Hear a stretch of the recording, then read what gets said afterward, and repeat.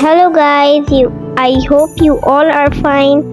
चलो गाइस, अब मैं नहाने जा रही हूँ। मुझे बहुत गर्मी लग रही है। आप लोग कितने टाइम नहाते हैं कमेंट्स पे ज़रूर बताइएगा मुझे। अब मैं शावर लेने जा रही हूँ। अब मुंह साफ करूँगी पहले।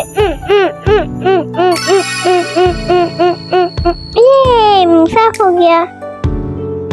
अब साबुन लगाएंगे। ये चलो अब पानी पानी तो बहुत ठंडा है, वही मैं तो पिघल जाऊंगी ऐसी। अरे अब मैं टॉयज से खेलूंगी, अपने इतने सारे प्यारे प्यारे टॉयज से।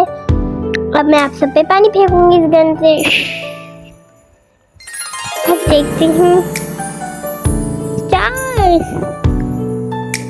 Octopus, ship, wow, shark bubble machine, ये चकली, ओ पीछे डक्स की बारिश हो रही है।